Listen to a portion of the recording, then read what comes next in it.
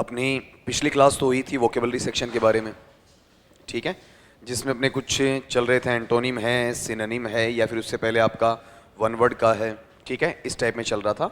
अब बीच में थोड़ा सा ट्रैक चेंज करते हैं अपन, और यहाँ इस ट्रैक में समझो आपके पास मैं एक टर्म यहाँ लिख रहा हूँ, मैं इसे बोल के बताना जरा।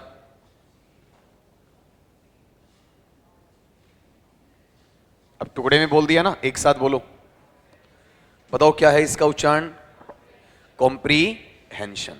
कॉम्प्रीहेंशन का मीनिंग क्या होता है? ये तो स्पेलिंग बोल रहे हो, मीनिंग क्या रहता है इसका बताओ। देखें, आपका समझ कह सकते हो, या फिर बताओ इसे क्या कहा जा सकता है? आपका विस्तृत विवेचनांकन। अब बोल के बताओ, कॉम्प्रीहेंशन का मीनिंग क्या है? या तो समझ है, या फिर बताओ क्या है? आपका विस्तृत विवेचनांकन है, ठीक है। अब यहां पर ये जो है, ये शब्द अपने आप में बताओ क्या है? नाउन है। ये जिससे बना है ना, वो किससे बना है? आपका कॉम्प्रीहेंड से बना है। बताओ किससे बना है? आपका कॉम्प्रीहेंड से। और कॉम्प्रीहेंड अपने आप में क्या है? आपका वर्ब है, ठीक है। और इसका हिंदी मीनिंग क्या होता है? आपका समझना, जिसे इंग्लिश में अपन क्या कह सकते हैं? आपका टू अंडरस्टैंड, ठीक है। ये अपने एक टॉपिक चलता है जिसमें से अमूमन सवाल पूछे ही जाते हैं, हर एग्जामिनेशन के अंदर पूछे जाते हैं। इसमें होगा क्या, आपको दो तरीके से अगला सवाल पूछ सकता है, दो तरीके से। एक तो क्या रहेगा आपका प्रोज के अंदर, प्रोज बोले तो हिंदी में क्या कह देंगे? आपका गद्य। और दूसरा बताओ किस में? आपका पोइट्री में। अगर पोइट्री को अपन पढ़ेंगे तो बताओ पोइट्री को अपन क्या कह देंगे? पद्य कह देंगे, ठीक है। इसके अंदर भी दो तरीके से चलेगा। इसमें क्या हो सकता है बताओ? आपका सीन, सीन को अपन क्या कहते हैं? पठित। और दूसरा क्या होता है? अनसीन। और अनसीन को अपन पढ़ते हैं तो अनसीन को क्या पढ़ देंगे बताओ? आपका अपठित, ठीक है। इसमें भी वही दो तरीके आपके, बोलो कौन कौन से? एक तो सीन, जिसे आप क्या कहते हो? वहां पर पठित कहते हो। और एक क्या है? आपका अनसीन। और अनसीन को क्या कह दोगे? आपका अपठित कह दोगे। एक्चुअल में यहां पर दिया क्या जाएगा? ये जो आपका सीन होगा वो आपको क्या दे देगा? वहां पर एक पैसेज दे देगा। ये जो सीन है वो आपको क्या दे देगा बताओ? आपका एक पैसेज दे देगा, जिसे अपन क्या कह देंगे? आपका गद्यांश कह देंगे, ठीक है। और यहां पर ये जो पार्ट है आपका सीन और अनसीन वाला, इधर वाला, इसमें क्या दे देगा? आपको एक एक्सट्रैक्ट दे देगा, एक्सट्रैक्ट। और एक्सट्रैक्ट का मतलब क्या है? आपका अवतरण है, ठीक है। और या फिर क्या कहा जा सकता है? आपको क्या दे देगा? एक स्टेंजा दे देगा। और स्टेंजा का हिंदी मीनिंग लेंगे, बताओ स्टेंजा को हिंदी में अपन क्या कह देंगे? आपका पद्यांश कह देंगे। आई बात समझ में आपके? ठीक है। तो यहां पर अपना जो सवाल बनेगा वो सवाल इनमें से किसका बनेगा? प्रोज का बनेगा, अपने एलडीसी के लेवल पर, ठीक है। और प्रोज के अंदर से भी किसका बनेगा बताओ? अनसीन का बनेगा। ये इतना सा अपने को देखना होता है, ठीक है। तो एक बार जैसे आप नोट करो, उससे पहले एक बार मुझे रिपीट करवाओ, बताओ किस टॉपिक पे डिस्कस करने जा रहे हैं? आपका कॉम्प्रीहेंशन पे। कॉम्प्रीहेंशन का मतलब क्या होता है? समझ या विस्तृत विवेचनांकन। क्या है? पार्ट्स ऑफ स्पीच में नाउन है, बना किससे है? कॉम्प्रीहेंड से। कॉम्प्रीहेंड का मीनिंग क्या है? समझना, जिसे अपन क्या कहेंगे? टू अंडरस्टैंड, ठीक है। और यही क्या रहेगा? आपका वर्ब के रूप में भी रहेगा, ठीक है। अब ये बताओ यहां पर अपने पास में ये कितने प्रकार से बनता है? दो से। एक गद्य में, जिसे अंग्रेजी में प्रोज कहते हैं, एक आपका पद्य में, जिसे अंग्रेजी में पोइट्री कहते हैं। दोनों में सीन और अनसीन होता है। सीन का मतलब पठित और अनसीन का मतलब अपठित। हमसे कौन सा पूछा जाने वाला है? प्रोज में अनसीन पैसेज पूछा जाने वाला। अगर पोइट्री होती है तो पैसेज की जगह क्या कह देते हैं? उसे एक्सट्रैक्ट, या फिर क्या कह देते हैं? आपका स्टेंजा कह देते हैं। जल्दी से फटाफट इसे एक बार नोट करो। देखें आपका, अब ये आपने जो देखा है तो इसमें ये सवाल आपके लिए नया नहीं है, कोई पहले से करते आए हो आप। एक तरीके से स्कूल लाइन के अंदर छठी क्लास से आपको ये पैसेज दे दिया जाता है। छठी में है, सातवीं में है, आठवीं में है, नवीं में, 10वीं में, 11वीं में, 12वीं में, यहाँ तक कि कॉलेज के फर्स्ट ईयर में भी ये सवाल आता है। डिफरेंट एग्जामिनेशंस में आता ही आता है आपका, तो आप वाली में आना ही है। इसमें मुझे ये बताओ कि पैसेज को कितनी बार पढ़ना चाहिए सोल्व करने के लिए? पेसेज अधिकतम कितनी बार पढ़ा जाना चाहिए? एक बार। आप कहोगे सर हमें ये कहा गया जब तक पेसेज समझ में नहीं आए तब तक पढ़ते जाओ, या ये कहा गया 2 से 3 बार तो पढ़ो। तो आपसे एक जवाब पूछूंगा। यहां पर एक वर्ड है अपने पास में NICHE, है ना? अब इसका अर्थ बताओ। नहीं आया? दूसरी बार पढ़ो। नहीं, उच्चारण नहीं, अर्थ नहीं आया। तीसरी बार पढ़ो, अब भी नहीं आया। चलो एक बार और जोर लगाओ दिमाग पर। एक ईश्वर के नाम पर 5वीं बार पढ़ो, देखें बात समझ में आ गई क्या कहना चाह रहा हूं? अगर नहीं आएगा तो नहीं आएगा, चाहे 10 बार पढ़ो, चाहे 15 बार पढ़ो, कि पेपर में आपको कोई हेल्पिंग मटेरियल तो मिलना नहीं है, कोई सहायक सामग्री तो मिलनी नहीं है। ठीक है, पहली बार में आ जाएगा। हालांकि उसे पढ़ना कैसे है? धीरे पढ़ना है। ठीक है, 2 से 2.5 मिनट जो लगते हैं वो देने हैं उसको आपका। और जो शब्द नहीं आता उसके आगे वाले शब्द से, पीछे वाले शब्द से, ऊपर की लाइन के शब्द से, नीचे की लाइन के शब्द से अंदाजा लगाना होता है। पैसेज एक ही बार पढ़ा जाता है, एक से ज्यादा बार नहीं पढ़ा जाता है। आई बात समझ में? अब पैसेज ऐसा तो है नहीं कि मैं आपको बोर्ड पे वैसे लिखूं, ठीक है, बल्कि एक लिखी लिखाई स्लाइड हमें चाहिए पैसेज की, जिसकी एक बार रीडिंग लगाकर पहले आप उसका आंसर दोगे, फिर मेरे वाले से मैच करोगे, ताकि पता चलेगा कि भाई हमें पैसेज निकालना आता है क्या। और जब मैं बोलूंगा तो आपको यह भी पता चलेगा कि पैसेज पढ़ा कैसे जाता है। तो यहां पर देखो, देखें आपकी स्क्रीन के ऊपर इस साइड में क्या लिखा हुआ है? एक पैसेज। ऊपर वो इंस्ट्रक्शन नहीं लिखा मैंने, इंस्ट्रक्शन ऐसा आ जाएगा, read the following passage carefully and answer the questions that follow. निम्नांकित गद्यांश को ध्यानपूर्वक पढ़िए और नीचे दिए गए प्रश्नों के उत्तर दीजिए। ठीक है, तो इसमें जो 1 से 2 मिनट आपका लगता है, ठीक है, अपनी सहजता के साथ में आप पढ़ो, एक बार रीडिंग लगा दो, ताकि हाँ पैसेज पढ़ने के बाद में जब क्वेश्चन सोल्व करते हो तो वहां दोबारा आने की आवश्यकता नहीं होती है। पैसेज पे दोबारा बार बार आने की आवश्यकता नहीं होती। एक बार पैसेज पढ़ लिया मतलब क्वेश्चन चाहे कोई सा भी पूछे आपको पता चलेगा। देखो जल्दी से इसे। अब जो रीडिंग आपने लगाई है, थोड़ा सा टाइम लेके उसी को मेरे साथ यहां पर शेयर करने की कोशिश करो। देखो आपका, मैं आपको बताता हूं रीडिंग किस तरीके से लगाई जाती है। इन स्पाइट ऑफ, एकदम स्लो चलेगी। इन स्पाइट ऑफ का मतलब क्या होता है? के बावजूद। रिगोरस, रिगोरस का मतलब कठोर या सख्त। प्रिकॉशंस, जो सावधानियां हैं। अगेंस्ट एक्सीडेंट्स, किसके खिलाफ? दुर्घटनाओं के खिलाफ। मेनी पीपल, बहुत सारे लोग। आर इंजर्ड, चोटिल हो जाते हैं, घायल हो जाते हैं। एवरी ईयर, और प्रतिवर्ष होते ही हैं, हर साल ऐसा होता है। इन फैक्ट्रीज, कल कारखानों में। एंड एल्सवेयर, और बाहर या अन्यतर जगहों पर। ठीक है, तो अगला क्या कहना चाहता है कि कठिन से कठिन, ज्यादा से ज्यादा सावधानी एक्सीडेंट्स के खिलाफ रखने के बावजूद भी बहुत सारे लोग आए साल दुर्घटनाओं में घायल हो जाते हैं, चाहे वो कल कारखानों की बात करो या फिर अन्य जगह की बात करो। इन एडिशन, इन एडिशन का मतलब के अतिरिक्त, के अलावा, के सिवाय, को छोड़कर। Some people are born with physical disabilities, कुछ लोग ऐसे होते हैं जो बोर्न का मतलब जन्म लेते हैं, किसके साथ में? फिजिकल डिसेबिलिटीज, मतलब शारीरिक अयोग्यता के साथ में। किसी का हाथ नहीं है, पैर नहीं है, आंख नहीं है, कान नहीं है, और कुछ आपका भेंगापन आ सकता है, ठीक है, या शरीर के किसी अंग की कुरूपता या टेढ़ापन हो सकता है, ठीक है, शरीर के किसी अंग का विकास नहीं हो पाता है। दे आर आइदर ब्लाइंड, या तो वो क्या हैं? अंधे होते हैं, और डेफ, डीफ नहीं, इसका उच्चारण क्या है? डेफ। या फिर वो क्या होते हैं? बहरे होते हैं। और अथवा इन सम वे, किसी ना किसी रूप में। डिफॉर्म्ड, वो कुरूपित होते हैं। डिफॉर्म्ड का मतलब क्या है?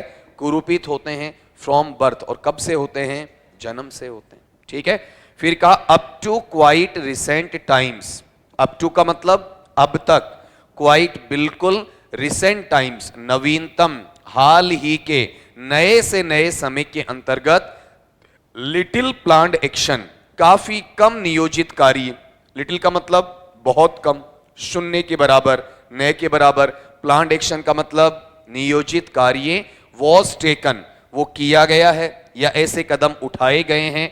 टू फिट हैंडीकैप्ड पीपल, जो विकलांग लोगों के लिए उपयुक्त होते हैं, किस खातिर? फॉर एम्प्लॉयमेंट, कि उन्हें आपका रोजगार के लिए सुलभ किया जा सके, रोजगार दिलवाया जा सके। ठीक है, आज भी हैंडीकैप्ड पीपल हैं, बेचारे बेरोजगार घूमते हैं, उनके पास में रोजगार की कमी होती है। इन नंबर ऑफ, काफी संख्या में, बड़ी संख्या में चैरिटेबल ऑर्गेनाइजेशंस, जो आपकी दान से जुड़ी हुई संस्थाएं हैं या दानदाता संस्थाएं हैं, ट्राइड, उन्होंने कोशिश की है टू हेल्प देम, उनकी मदद करें। देम यानी उनकी किनकी? हैंडीकैप्ड की, विकलांग लोगों की मदद करें। इन केसेस, उन मामलों में, उन मुकदमों में ऑफ हार्डशिप, जो किसके हैं? कठिनाई के हैं, परेशानी के हैं, या फिर आपका विपत्ति के हैं। बट लेकिन फ्यू, बहुत कम ऐसे हैं सीरियसली हेल्ड द आइडिया, जो गंभीर तौर पर इस विचार को अमली जामा पहनाते हैं या इस विचार को क्रियान्वित करते हैं। दैट की दीज पीपल, ये जो लोग हैं, माइट स्टिल हैव, अभी भी एबिलिटीज, ऐसी योग्यताएं रख सकते हैं इन अदर डायरेक्शंस। किसी का अंधापन उसकी योग्यता को बयान नहीं करता है, किसी का पैर नहीं होना उसकी योग्यता को बयान नहीं करता है। वो किसी न किसी अन्य दिशा के अंदर, किसी न किसी अन्य क्षेत्र में अपना योगदान दे सकते हैं। अब इसमें पहले हार्ड मीनिंग है, उनके बारे में जानकारी ले लो।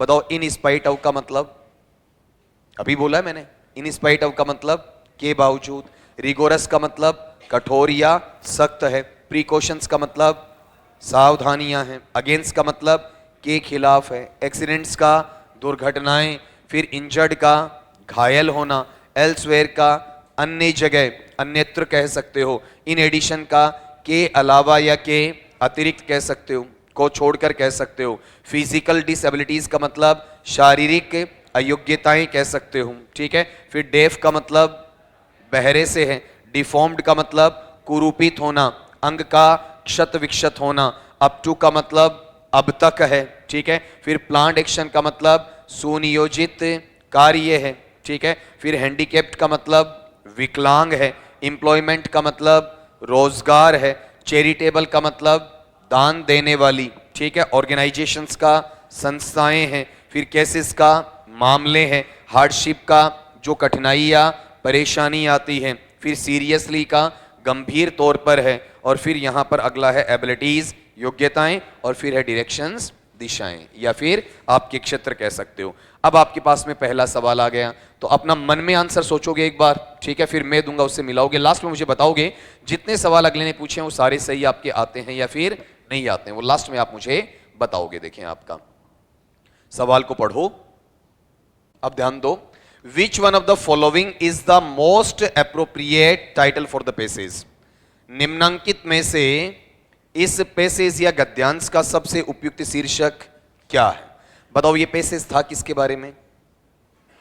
जिनमें कोई ना कोई कमी है, और कमी वाले लोगों को अपन क्या नाम देते हैं बताओ? आपका हैंडीकैप्ड कहते हैं। ठीक है, खाली उनकी हैंडीकैप्सी या उनकी डिसेबिलिटीज की बात हुई है या उनके पुनर्वास की बात है? ये बात है कि उसे कोई ना कोई रोजगार मिलना चाहिए ताकि वो आराम से अपना जीवन यापन कर सके। अब मैं चारों पढ़ूंगा। प्लान्ड एक्शन, नियोजित कार्य, ये बताओ इसका टाइटल हो सकता है? नहीं होगा। फिर एक्सीडेंट्स, दुर्घटनाएं, क्या दुर्घटनाओं की जानकारी दी गई है क्या? खाली एक लाइन में बयान किया गया है दुर्घटना के बारे में, पूरा पैसेज दुर्घटना के बारे में नहीं है। टाइटल वो होता है जो पूरा पैसेज बताता है। ठीक है, फिर फिजिकल डिसेबिलिटीज, शारीरिक अयोग्यताएं, बात तो कर रहा है पैसेज इसकी, लेकिन केवल इसी की बात कर रहा है या इसका उद्देश्य ये है या फिर आपका जो शारीरिक तौर पर विकलांग लोग होते हैं उनका पुनर्वास है, उनका पुनर्वास या उन्हें स्थापित करना, उन्हें रोजगार दिलवाना है, उनका अच्छा जीवन यापन हो सके, तो ये पूरा नहीं है। अब इसको पढ़ो, इसमें अपने पास में ऊपर क्या लिखा हुआ बताओ? आपका रिहैबिलिटेशन, पुनर्वास किया जाना ऑफ द फिजिकली चैलेंज, शारीरिक तौर पर चुनौती प्राप्त लोग जिन्हें कोई रोजगार नहीं दे रहा है, जो अपनी जिंदगी में सेट नहीं होते, उन्हें सेट करना, ये पैसेज का पूरा मकसद है। अब गौर ये करोगे, कई बार तुक्का लगाने वालों का लक साथ दे जाता है। ठीक है, कई क्या करते हैं आपका कि जो ऑप्शन सबसे बड़ा है वो हमारा आंसर है, उनका लक यहां काम कर गया। ठीक है, लेकिन हर बार नहीं करेगा, इसकी राय में नहीं देता हूं आपको। ठीक है, ये ध्यान रखना, बहुत बार ऐसा होता है कि बड़े वाला आंसर नहीं बनता है। ठीक है, कई बार आपका बनता, हर बार नहीं बनता है। ठीक है, अब ये बताओ कितने जनों का सही आया था? अब देखो, देखिए ना कितने जनों ने गलत किया। मोटी चीज ये देखो आपका। अगले पार्ट पे आओ। वही अपना 15 से 20 सेकंड दे दो, ज्यादा नहीं देना है आपका, 15 से 20 सेकंड इसमें, ताकि अंदाजा होता रहे। फिर 2 से 3 पैसेज निकाल लो, फिर दिक्कत नहीं आएगी। चलो मिलाओ। इन द अबव पैराग्राफ, उपरियुक्त गद्यांश के अंदर इन एडिशन, जो इन एडिशन है इंडिकेट्स, इंगित करता है। अगला आपसे यहां पर इन एडिशन का क्या पूछ रहा बताओ, देखें आपका मीनिंग पूछ रहा है। यही तो काम करवा रहा है आपका। अगला ये चाह रहा है कि आपके पास में ये टर्म है, बताओ कौन सा टर्म है आपका, इन एडिशन। ठीक है, इसका आपको मीनिंग वहां पर बताना। तो यहां पढ़ो, देखें इसमें जो इन एडिशन आया था, देखो यहां आया था इन एडिशन, इसके अलावा some people are born with physical disabilities, कुछ लोग हैं वो शारीरिक अयोग्यताओं के साथ जन्म लेते हैं। मतलब दो बातों को जोड़कर बताया उसने। ठीक है, पहली बात तो कौन सी है, इंजर्ड पीपल, और दूसरी कौन सी है, ऐसे लोग जो कि फिजिकल डिसेबिलिटीज के हैं। तो एडिशन का काम यहां क्या है, दो बातों को जोड़ना, पहली वाली बात को दूसरी वाली बात से जोड़ना, ये इसका मीनिंग वहां निकलता है। तो बताओ यहां पर मैं एक एक बोलता हूं आपका, ताकि अंदाजा हो जाए। इंफेसिस है, इंफेसिस को अपन हिंदी में क्या कहते हैं, बोलो जरा। इंफेसिस को हिंदी में क्या कहा जाता है, जोड़ डालना। एडिशन का मतलब क्या है आपका, एक तो जोड़ना होता है, और एक इसमें क्या आ जाता है आपका, कि अतिरिक्त वाला मीनिंग भी इसमें ले लिया जाता है। ठीक है, फिर अगले टर्म में लेकर आओ, देखें सीक्वेंस। बताओ सीक्वेंस को अपन पढ़ेंगे तो सीक्वेंस को क्या कहेंगे, क्रम कहेंगे। और अल्टरनेटिव है, अगर अल्टरनेटिव को अपन पढ़ेंगे तो बताओ इसे क्या कह दिया जाएगा आपका, वैकल्पिक कह दिया जाएगा। ठीक है, बताओ सबसे नजदीक इन एडिशन का मीनिंग क्या हो जाएगा, एडिशन। देखो क्वेश्चन के अंदर ही क्या था आपका, आंसर था। अगर दिमाग लगाते हो तो, नहीं लगाते हो तो प्रॉब्लम ही प्रॉब्लम है आपका। ठीक है, दो चीजों को जोड़ेगा तो एडिशन है, के अलावा के अतिरिक्त का मीनिंग देगा तो भी क्या है आपका, एडिशन है। ठीक है, अगले सवाल पे आओ। उससे पहले ये बताओ कितनों का सही आया है, देखो नहीं बैठा ना।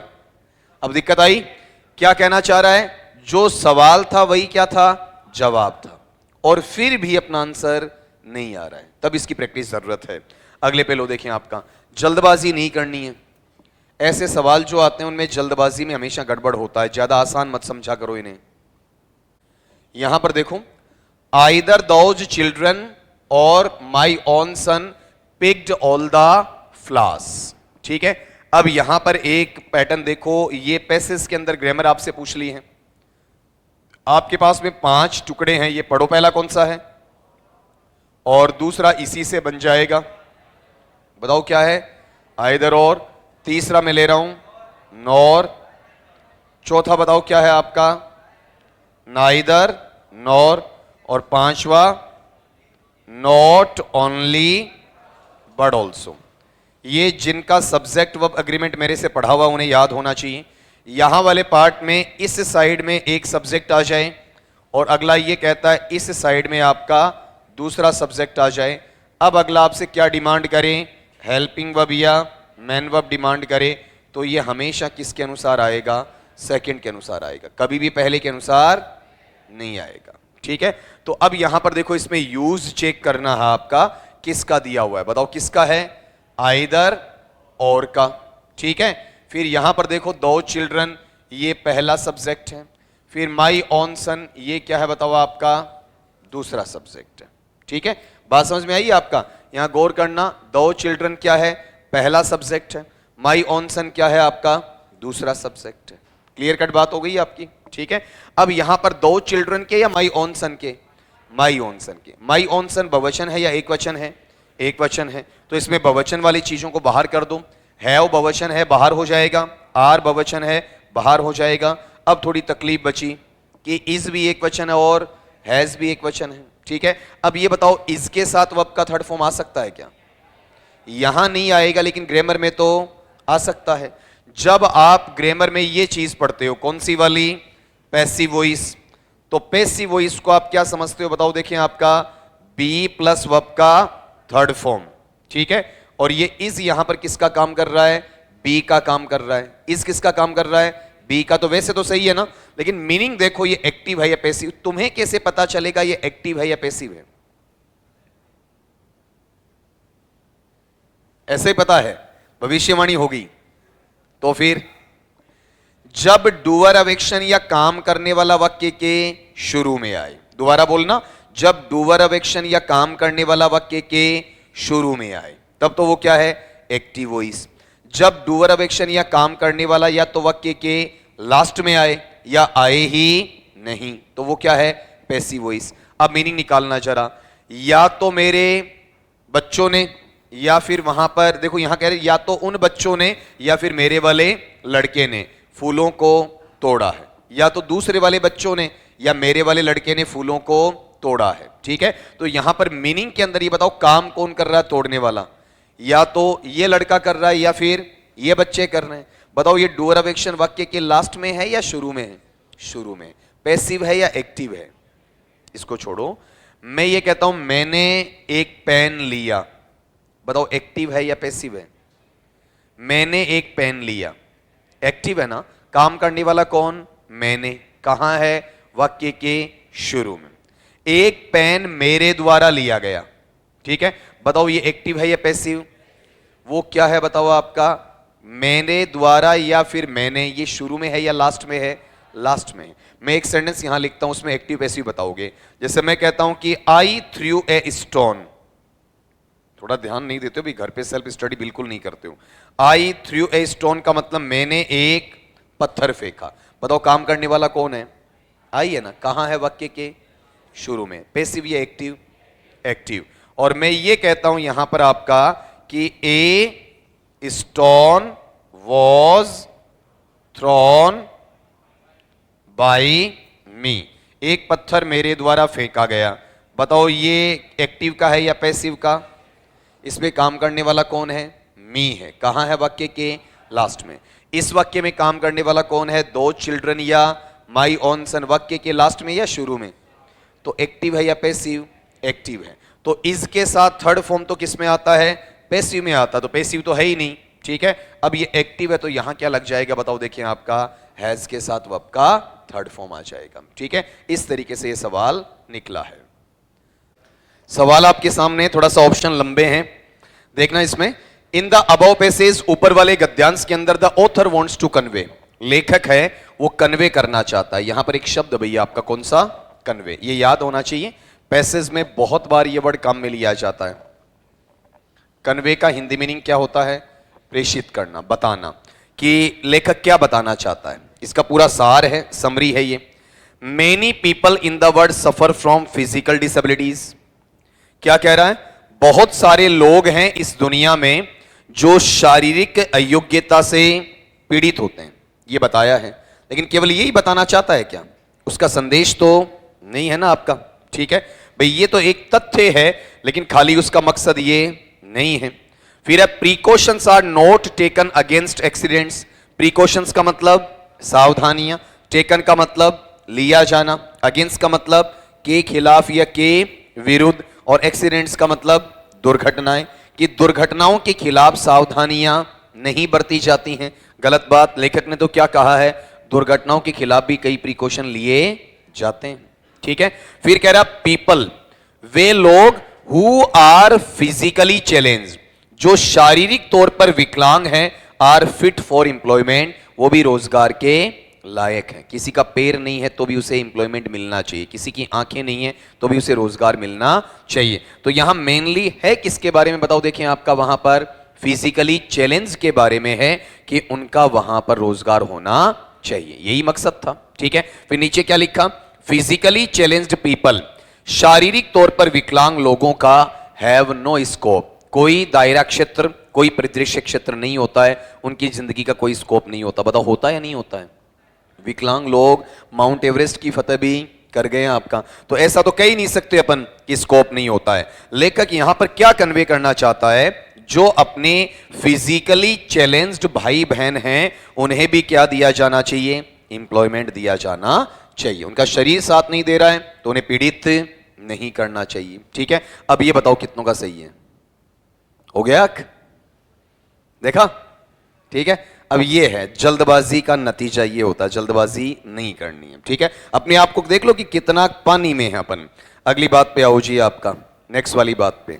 अब यहां पर बताओ, ये पहला पैसेज आपने सोल्व किया है, पहले में कितने क्वेश्चन आए थे, चार थे ना आपके। ठीक है। अब ये बताओ, ऐसा बच्चा या बच्ची आप में से जो बैठा हो मेरा भाई बहन, जिसकी 4 में से 4 सही हो। हाँ, ढंग से देखो, ऐसा नहीं करना है। अब गौर करो, अब नजरें घुमाओगे तो कितने मिले, ठीक है, देख रहे हो ना आपका सिर्फ, ठीक।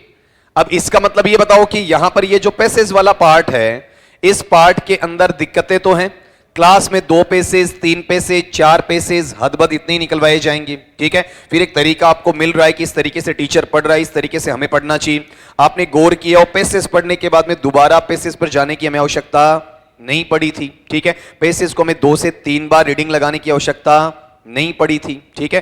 तो अब ईमानदारी के साथ में ये वाला जो पैसेज है, इस पे कोशिश करो आपका, इसके जो क्वेश्चंस आएंगे वो अपन बाद में सोल्व करेंगे ईमानदारी से। पास वाले का सहारा भी मत लो, ठीक है। मीनिंग भी मत पूछो, ज्यादा से ज्यादा गलत होला के लिए अंदाजा हो जाएगा कि हम यहां गड़बड़ कर रहे हैं आपका, ठीक है। ताकि घर पे प्रैक्टिस करें तो पैसेज को छोड़े नहीं, उसकी प्रैक्टिस भी एग्जाम के लिए करके जाए अपन। जल्दी निकालो, देखें अब इस पैसेज को पढ़ो। देखें आपका यहां वाले पार्ट में लो कि we pollute our environment. Pollute का मतलब प्रदूषित करते हैं, एनवायरमेंट का मतलब पर्यावरण को, बाई थ्रोइंग, थ्रोइंग बोले तो फेंकते हुए, डिफरेंट काइंड्स का मतलब अलग अलग प्रकार के, अब वेस्ट, वेस्ट का मतलब जो व्यर्थ का सामान होता, बेकार का सामान होता है, ठीक है।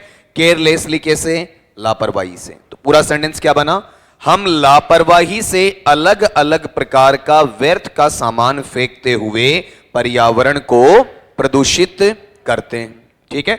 मेथड्स जो पद्धतियां हैं, जो विधियां हैं, अब वेस्ट रिडक्शन मतलब व्यर्थ के सामान को कम करने की, उसे घटाने की, रिडक्शन का मतलब कमी लाना, या वेस्ट रीयूज व्यर्थ के सामान को पुनः उपयोग में लेने की, एंड रिसाइकलिंग और उनसे कुछ नया सामान तैयार करने की, आर द प्रीफर्ड ऑप्शंस वो प्राथमिकता योग्य विकल्प होते हैं या प्राथमिकता दिए जाने वाले विकल्प होते हैं फॉर मैनेजिंग वेस्ट, जिनसे व्यर्थ के सामान को प्रबंधित किया जा सकता है। तो पूरे वाक्य का अर्थ क्या निकला, व्यर्थ के सामान को प्रबंधित करने के सबसे अच्छे विकल्प हैं कि व्यर्थ के सामान में कमी लाई जाए, उन्हें दोबारा प्रयोग में लिया जाने लायक बनाया जाए या उनसे नए उत्पाद को निर्मित किया जाए। 3 तरीके बता दिया, ये 3 मेथड हैं आपके। दिस प्रॉब्लम, यह जो समस्या है किसकी, वेस्ट की, कचरे की, is more serious in cities, शहरों में ज्यादा गंभीर है। गांव में कचरा खप जाता है लेकिन गांव में नहीं, जो गांव में खपता वो शहरों में नहीं खपता है। बिकॉज क्योंकि समटाइम्स कभी कभी इट इज डिफिकल्ट, यह कठोर हो जाता है, बड़ा मुश्किल होता है, to find a proper place कि हम एक सही जगह को या सही स्थान को ढूंढ पाएं, टू डंप द वेस्ट, जहां पर उस कचरे को डंप किया जा सके। डंप का मतलब निस्तारित किया जाना, ठीक है, उसे दफन किया जाना या उसे आपका वहां पर डिस्पोज किया जाना, उसका निस्तारण किया जाना, उसका सही उपाय निकाला जाना। गार्बेज, गार्बेज का मतलब कचरा, बिन्स, बिन्स का मतलब डब्बे। तो जो कचरे पत्र के डब्बे होते हैं या कचरा पत्र होते हैं, ओवरफ्लो इन बिग सिटीज, बड़े बड़े शहरों में ऊपर से अपने कचरे को बिखेरते रहते हैं, ठीक है, ऊपर तक ठूस ठूस कर कचरा भरा हुआ है, टाइम पर उसे खाली नहीं किया गया तो ऊपर का कचरा नीचे बिखरता रहता है। ओवरफ्लो का मतलब ऊपर से बहकर नीचे की ओर आना या फिर नीचे की ओर गिरते चले जाना। इन बिग सिटीज, ये मामला कहां का है बताओ, देखें आपका शहर का है, बड़े शहरों का है, मेगा सिटीज का है या फिर आपका मेट्रोज का रहता है। द वेस्ट, जो आपका कचरा है, बिगिंस शुरू हो जाता है, आरंभ या प्रारंभ करता है, टू रोट, रोट का मतलब सड़ना, ठीक है, बदबू मारना, दुर्गंध देना शुरू करता है, एंड स्टिंग्स, वही चीज है आपका, सड़ना शुरू होता है, एंड स्टिंग्स, स्टिंग्स का मतलब बदबू मारना शुरू कर देता है। रोट का मतलब सड़ना और स्टिंग्स का मतलब बदबू मारना। एक चीज गौर करना, एक पेसेज पढ़ते हो ना तो कम से कम पेसेज के क्वेश्चन प्लस पेसेज के अंदर 20 शब्द आपके तैयार हो जाते हैं इजीली, आसानी से 20 वर्ड्स आपके तैयार हो जाते हैं हर एक नए पेसेज में। कायदा यह बनता है कि आप अपना पेसेज वाला क्वेश्चन एग्जाम में गलत नहीं करके आओ, इसके लिए घर पे कम से कम कितने पेसेजेस की प्रैक्टिस होनी चाहिए, 200 की होनी चाहिए मिनिमम। क्लास में 3-4 से ऊपर नहीं करवा सकता टीचर, क्योंकि दूसरे टॉपिक को टच करना होता है। अगर मैं इतना यहां करवा दूं ना, कोई पैसेज आपका गलत नहीं हूं, लेकिन ये करवाने का मतलब एक दिन में कितने पैसेज करवाओगे, 2 या 3, ठीक है, तो कितने दिन लग जाएंगे बताओ। आपका इतना टाइम अपने पास में होता नहीं है, तो ये घर पे करो। आप घर पे क्या करोगे, वहां पर एक साथ 10 से 12 भी निकाल सकते हो। और एक में आपके पास में गौर करो 20 शब्द आते हैं क्वेश्चन समेत मिलाकर, तो यहां पर ये जो टर्म आ गया ये कितने का हो जाएगा बताओ। देखें, आपका इतनी वोकेबलरी दे जाएगा 4000 की। इसमें कितने फायदे हैं, वन वर्ड निकल गया, ईडियम निकल गया, मिस स्पेल्ट निकल गया, एंटोनिम निकल गया, सिनोनिम निकल गया, प्रीफिक्स सफिक्स निकल गया, सारे इसकी वोकेब इसमें तैयार हो जाती है। वोकेब अलग से तैयार करनी नहीं है आपको, ठीक है। अगर पैसेज के थ्रू आपके वर्ड्स तैयार हो रहे हैं तो आपको वोकेब के लिए चक्कर काटने की आवश्यकता नहीं पड़ती। हम उल्टा रटते हैं, हम इंपॉर्टेंट एंटोनिम लेते हैं फिर रट्टा मारते हैं, इंपॉर्टेंट सिनोनिम लेते हैं फिर रट्टा मारते हैं। पैसेज के थ्रू जाओ, लाइन में जो चीज डल गई वो कभी याद करोगे तो भूलोगे नहीं। अब जैसे रिडक्शन आ गया, बताओ रिडक्शन का मतलब कमी है, ठीक है। बताओ यहां गार्बेज बिन्स का मतलब कचरा पात्र है, भूलोगे ही नहीं, ठीक है। एक शब्द याद करोगे तो भूल जाओगे, शब्द को सेंटेंस में याद करोगे तो कभी नहीं भूलोगे। और थोड़ा बचा हुआ और देखो इसमें, इट बिकम्स, इट यानी यह कौन, कचरा, बिकम्स का मतलब बन जाता है या हो जाता है। क्या हो जाता है, ए ब्रीडिंग प्लेस, एक जन्म देने वाला स्थान बन जाता है, ठीक है। प्लेस का मतलब स्थान, ब्रीडिंग का मतलब जो पालन पोषण करता है, जन्म देता है, ठीक है। किसके लिए, फॉर हार्मफुल बैक्टीरिया, जहां पर बताओ हानिकारक जीवाणु या विषाणु पैदा हो जाते हैं, ठीक है। विच वुड स्प्रेड, जो फैलाएंगे, ये जो बैक्टीरिया हैं ये फैलाएंगे, क्या फैलाएंगे आपका, इल हेल्थ। इल हेल्थ का मतलब बुरा स्वास्थ्य, आपके स्वास्थ्य को कमजोर करेंगे। एंड डिजीजेज, और बीमारियां फैलाएंगे, लाइक मलेरिया, जैसे मलेरिया हो सकती है, या फिर टाइफाइड। देखो मिस स्पेल्ट आ गया ना, ऐसे टाइफाइड याद नहीं होता, अब यहां गौर करोगे तो टाइफाइड की स्पेलिंग आपके पास आ गई है। बोल के बताओ क्या है, TYPHOID। अगर ईमानदारी से पूछो ना अपने जिगर को, तो आप में से अधिकांश को ये स्पेलिंग पहले नहीं आती थी, ठीक है। बहुत बोले हो टाइफाइड निकल आया, टाइफाइड हो गया, मेरा जरी निकल गई, ऐसा बोलते हो ना आपका, लेकिन इंग्लिश में नहीं पता हमें, तब मैं कहता हूं पैसेज का बहुत फायदा होता है। कोलेरा, कोलेरा का मतलब हैजा है, एंड डेंगू, ठीक है। आप डेंगू कहते हो, ठीक है, तो वहां पर ये जो पार्ट है डेंगू की स्पेलिंग देखो, ये है DENGUE, और उसे ETC पढ़ोगे या एटसेट्रा, एटसेट्रा, ETC नहीं पढ़ना चाहिए, उसे एटसेट्रा ही पढ़ा जाएगा। तो ये पूरा का पूरा पैसेज किसके बारे में है, गार्बेज के बारे में, वेस्ट के बारे में, उसके नुकसान के बारे में, उससे जनित बीमारियों के बारे में, ठीक है। अब ये अपन ने पढ़ लिया है। उसके बाद में एक मैं हमेशा ही कहा करता हूं कि इस पैसेज में अगर कोई लाइन, कोई सेंटेंस या फिर कोई वर्ड आपके लिए टिपिकल लगता हो तो पहले देख लो, 10-15 सेकंड के अंदर, ज्यादा टाइम मत लेना। बताओ इसमें कोई वर्ड, मैंने हालांकि एक एक शब्द को खोला है, एक एक शब्द को खोल के बताया है वहां पर, ठीक है। देखो और मुझे बता दो, पूछ दो, देखें, बोलो है कोई वर्ड, चलो आगे, चलो ठीक है। ये जो हां भरते हो इसका मतलब तो सारे इक्वेशन सही आनी चाहिए, फिर कायदा बनता आएंगे, है ना, ठीक है। मेरे करण और अर्जुन आएंगे, है ना, राखी वाला सा विश्वास है, लेकिन ये मेरे भाई फिल्म नहीं है, हकीकत में क्लास चल रही है, क्यों, ठीक। बताओ देखें जरा, यहां पर ये अपने पास में दिया हुआ है, इस पैटर्न को चेक करो जल्दी से फटाफट। आपका पहला देखो क्या पूछ लिया इसके अंदर, सिनोनिम में पूछ लिया है, बताओ, बोलो भाई, आएंगे बोला है ना, कब आएंगे, अगले 7 आएंगे, तो फिर चलो, which of the following words is a synonym for dump. निम्नांकित में से कौन सा शब्द ऐसा है जो डंप शब्द का क्या है, आपका सिनोनिम है। सिनोनिम का मतलब समानार्थी है, समान अर्थ देने वाला है, ठीक है। यह आपसे पूछा गया, क्लियर। तो आप मुझे यहां पर यह बता दो, अपने पास में टर्म क्या आ रहा है, बताओ, चारों का पढ़ते हैं अपन, डिस्पो, हाँ इनका मीनिंग तो बताओ मुझे, ठीक है। ऐसे अपन आगे चलेंगे, क्या मतलब है बताओ। देखें अपने पास पहला वर्ड मैंने पैसेज में बताया था, डंप, डंप बता रखा पैसेज में, बताओ क्या बताया था, क्या करना, हाँ डंप का मतलब डंप। बोले नाउन किसे कहते हैं, बोले सर नाउन उसे कहते हैं जिसे नाउन कहते हैं। क्या होता है, निपटाना या निस्तारण करना। अब पेन उठा लो, कई देर से पेन उठाओ। निपटाना या निस्तारण करना, ये वर्ड याद नहीं है भैया ना।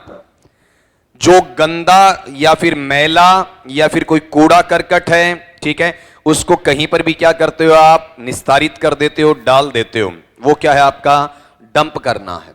ठीक है, फिर अगला पार्ट है अपने पास में कौन सा, डिस्पोज। डिस्पोज बताओ, देखें आपका निपटाना, व्यवस्थित करना, निस्तारित करना। अब आ गया तो एक बार, अब जवाब मत देना, अब लिख लो एक बार। पहले जब जवाब देने की बारी आई तब नहीं दे पाए, तब सुन लो आराम से। निपटाना, व्यवस्थित करना, निस्तारित करना। निपटाना, व्यवस्थित करना या निस्तारित करना। अब चलो मुझे इसका जवाब दो। केटर। केटर, ये तो शादी ब्याह में जाते ही हो ना, एक ड्रेस कोड के अंदर तुम्हें खाना परोसने वाले केटरिंग वाले नहीं मिलते हैं। केटर से क्या बनता है, केटरिंग बनता है। ठीक है, केटर क्या होता है, अच्छा केटर वेटर होता है और वेटर केटर होता है, क्या बात है। ठीक है, बोलो बापू के, बोले बापू एक आदमी, आदमी बोले आदमी तो बापू है ना। तगड़े जवाब आ रहे हैं आपके। ठीक है, केटर का मतलब क्या होता है, सेवा करना। क्या होता है, सेवा करना। और केटरिंग क्या होता है, सेवा करने वाले। ठीक है, अब देखो आपके आम जीवन में जो शब्द काम में आते हैं वो आपको नहीं पता। फिर अगला है इसमें फ्लरिश। बोल के बताना जरा, क्या वर्ड है आपका, फ्लरिश। फ्लरिश का मीनिंग होता है फलना फूलना। फलना फूलना, फलना फूलना, या लिख दो विकसित होना। विकसित होना, फलना फूलना या विकसित होना। अगला है डेक। डेक बताओ, डेक किसे कहते हैं, जहाज की। बिल्कुल सही जवाब, पहली बार अच्छा जवाब आया। एक छत है, छत किसकी बताओ आपका, जहाज की। ठीक है, अरे जहाज जो आपका समुद्र में चल रहा होता है तो उस वक्त आप ऊपर खड़े होकर वहां जहाज के नजारे देख रहे होते हो, उसे क्या कहा जाता है, डेक। ठीक है, आप नहीं मान लो डेक ले रहे भाई, डेक बजा वहां, ठीक है, वो ऐसा नहीं होता है आपका, वो गलत है। ठीक है, जो बजाने वाला इंस्ट्रूमेंट है उसे डेक कहा जाना गलत है आपका। जहाज की छत को अपन डेक कहते हैं। अब ये याद कर लो तो मुझे एक बार साथ साथ लिखवा दो आपका। बताओ यहां पर डंप का मीनिंग बताओ क्या है आपका। अब देखना नहीं है लिखे हुए को, याद करना है। निपटाना या फिर बताओ क्या है आपका, निस्तारित करना। निपटाना या फिर निस्तारित करना। फिर डिस्पोज ऑफ, इसका मतलब भी क्या है बताओ आपका, सेम का सेम ही है।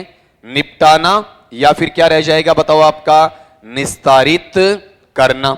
इस तरीके से चलेगा, क्लियर। फिर अगले पे आओ, देखें आपका अगला है केटर। केटर मैंने अभी आपको बताया था, बिल्कुल याद हो जाना चाहिए। केटर का मतलब सेवा करना। ठीक है, फिर यहां पर फ्लरिश। फ्लरिश का मतलब क्या है, फलना फूलना, बहुमुखी या चहुमुखी विकास करना। फलना फूलना, बहुमुखी या चहुमुखी विकास करना।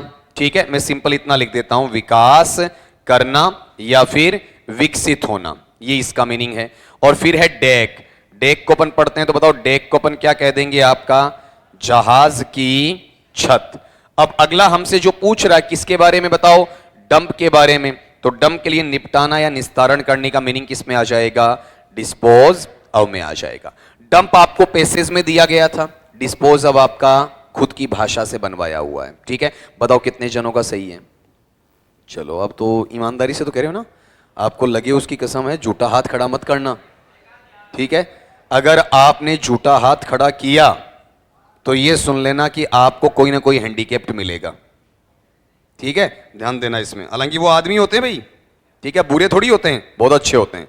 अगला लो, देखें आपका यहां वाले पार्ट में क्या पूछ रहा है, the antonym of reduction is, वो का वो तरीका सोच लो अपना, फिर एक एक शब्द पे डिस्कस करेंगे अपन। ईमानदारी से करो, नकल वकल मत मारो, किसी चीज का सहयोग मत लो, इलेक्ट्रॉनिक उपकरण का सहयोग भी मत लो, वो भी गलत है। अगर उसका सहयोग लेके जवाब देते हो तो भी सीख नहीं रहे हो। ठीक है, ए होगा। चलो इन्होंने ए जवाब दिया है। अब ये ए क्यों दिया, इसके लिए एक एक वर्ड लो। पहला वर्ड पढ़ो, बताओ क्या है। अरे वर्ड पढ़ो, रिडक्शन। ठीक है, इसका उच्चारण क्या है, रिडक्शन। स्पेलिंग बताओ क्या, बिना देखे बिना। REDUCTION। रिडक्शन का मतलब कमी, या हाँ जहां पर अभाव कह सकते हो, जहां पर किसी चीज की छूट दे दी गई हो, छटनी कर दी गई हो, अलग कर दिया गया हो, हटा दिया गया हो, वो क्या है, रिडक्शन है। ठीक है, अगले पे आओ, बताओ अगला क्या है, बोलो आपका वर्ड पढ़ो, प्रमोशन। वर्ड क्या बताओ आपका, प्रमोशन। प्रमोशन का मतलब क्या होता है, पदोन्नति, तरक्की, विकास, संवर्धन, ये सारे क्या हैं आपके, प्रमोशन हैं। मतलब चीजों का इजाफा होता है, उसमें वृद्धि होती है। जैसे आप फर्स्ट ईयर में हो तो आपका सेकंड ईयर में प्रमोशन हो गया, डीएसपी है वो एसपी बन गए तो उनका प्रमोशन हो गया, एक आरएएस है वो आईएएस बन गया तो उसका प्रमोशन हो गया। ठीक है, अगले पे आओ, फिर बताओ क्या दिया हुआ आपका, अपन दोबारा बोर्ड पे लिख लेंगे आपका, आपको तो लिखवा ही रहा हूं मैं दोबारा बोर्ड पे लिखूंगा, किसी का छूट जाए तो वहां से लिख देना। बताओ वर्ड क्या है, बोलो। नहीं, पहले आपको पढ़ना है, पहले मैं तो पढ़ ही दूंगा। क्या वर्ड है, डिमिन्यूशन। वर्ड बताओ क्या है आपका, डिमिन्यूशन।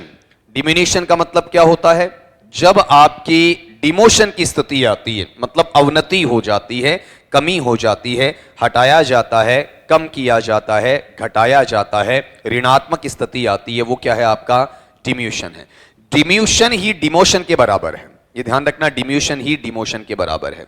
फिर अगला पार्ट लो, इंडक्शन। बोल के बताओ एक बार, फिर उच्चारण करो, बताओ उच्चारण क्या है, इंडक्शन। बोलना आना चाहिए। इंडक्शन का मतलब क्या होता है, नहीं, जो किसी का आगमन होता है, किसी का प्रवर्तन होता है, किसी का प्रेरण होता है, वो क्या है आपका, इंडक्शन। सिंपल भाषा में किसी का प्रवेश होता है, आगमन कह सकते हो, प्रवर्तन कह सकते हो, प्रेरण कह सकते हो, या किसी का प्रवेश होना कह सकते हो। ठीक है, अगले पार्ट पे चलो, बताओ अगला कौन सा है, डीकंपोजिशन। अपने पास में दो वर्ड आते हैं भैया आपका, एक तो क्या है आपका, कंपोजिशन। कंपोजिशन का मतलब क्या होता है, संगठन।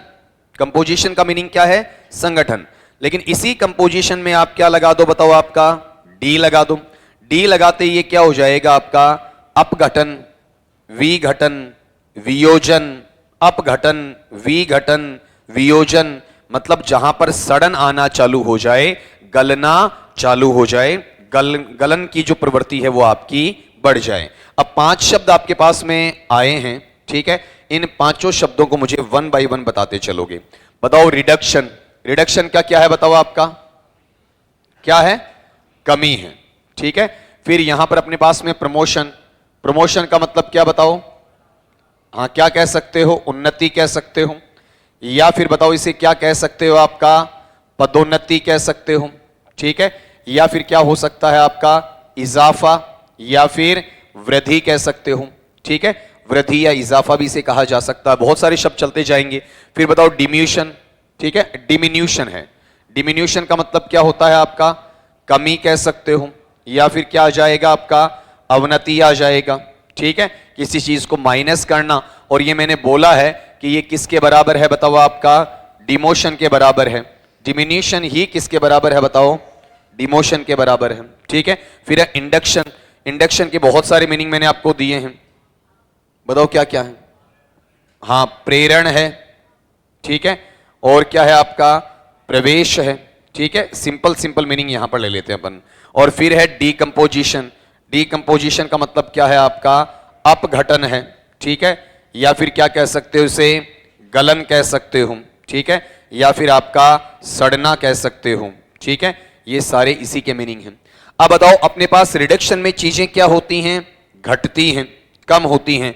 हमें अगला इसका क्या पूछ रहा है, एंटोनिम पूछ रहा है, विलोम शब्द पूछ रहा है। मतलब हमें ऐसी चीज देनी है जहां पर ये चीजें बढ़ती हैं या फिर वृद्धि करती हैं। जहां पर चीजें बढ़ती हैं या फिर वृद्धि करती हैं, वो चीजें हमें वहां बतानी हैं। ठीक है, तो बताओ यहां पर वृद्धि किस में हो रही है, बोलो आपका, प्रमोशन में। ठीक है, यहां पर रिडक्शन में क्या होता है, कम होता है, और प्रमोशन में बढ़ता है तो आंसर इसमें लेकर आएंगे तो आंसर डीकंपोजिशन नहीं आएगा, इंडक्शन नहीं आएगा, डिमिनिशन नहीं आएगा, बल्कि क्या बन जाएगा बताओ आपका प्रमोशन। अब पांचों का अर्थ मुझे एक बार याद करवा दो आपका। बताओ रिडक्शन का मीनिंग कमी, ठीक है, एक एक शब्द में बता दो। प्रमोशन का उन्नति या पदोन्नति, ठीक है।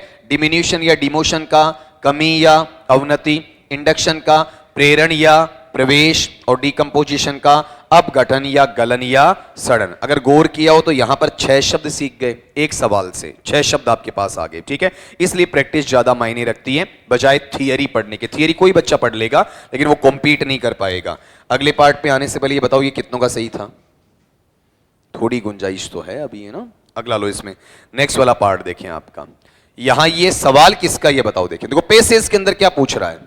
आपको मैंने एक टॉपिक करवाया था, आप कहोगे सर हमारे सिलेबस में सीधा सीधा कहीं नहीं लिखा हुआ है। इस तरीके से आपसे सवाल पूछ लेता अगला, ठीक है। सिलेबस में कहीं नहीं लिख कर भी आपसे सवाल पूछा जा सकता है। बताओ सवाल क्या है, बोलो किस चीज का सवाल है। नीचे 4 शब्द दिए गए, चारों को स्पेल किया गया, स्पेलिंग या वर्तनी लिखी गई है।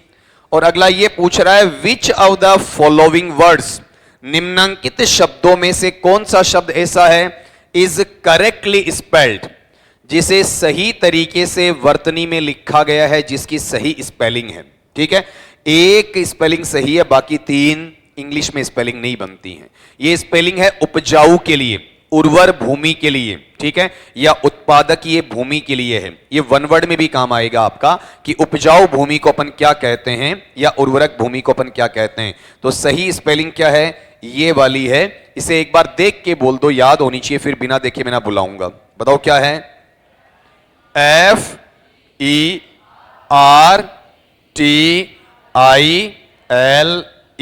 ठीक है। फर्टाइल का मतलब क्या है, उपजाऊ। इसका एंटोनिम भी आपको आना चाहिए, विलोम शब्द भी आना चाहिए, ठीक है। फर्टाइल का उल्टा अपन लेते हैं तो क्या बन सकता, एक तो ये बन जाएगा इनफर्टाइल, आसान सा।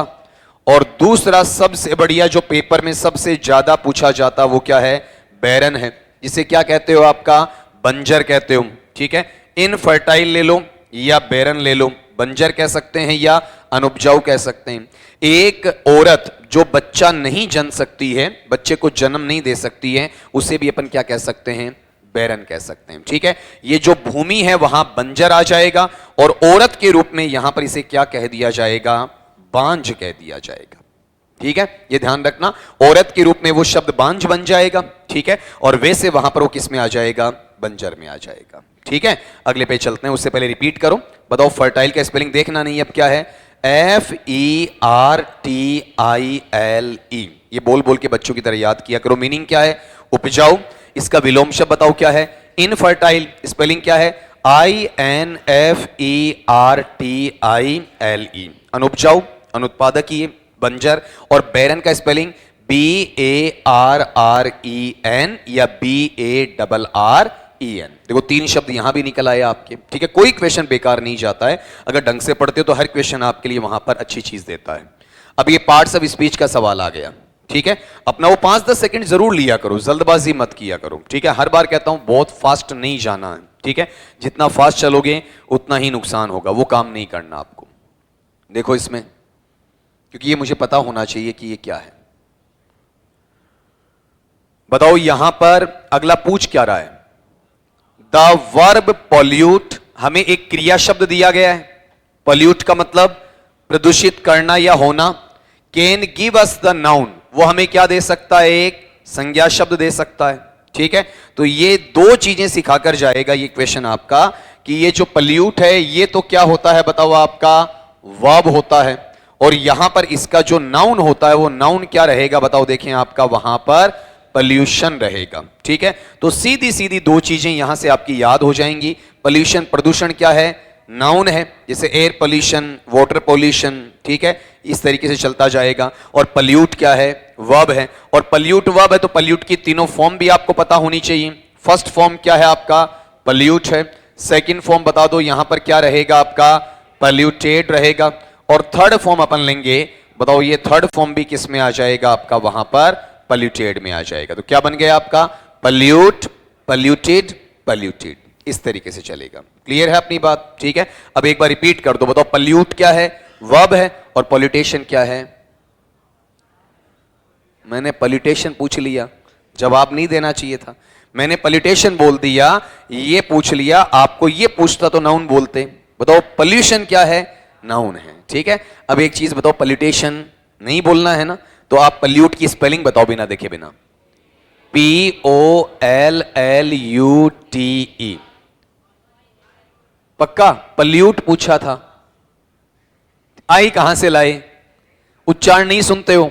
पल्यूट पूछा था, पल्यूट ऊपर वाला। दोबारा बोलो, देखें आपकी सजा यही है, POLLUTE।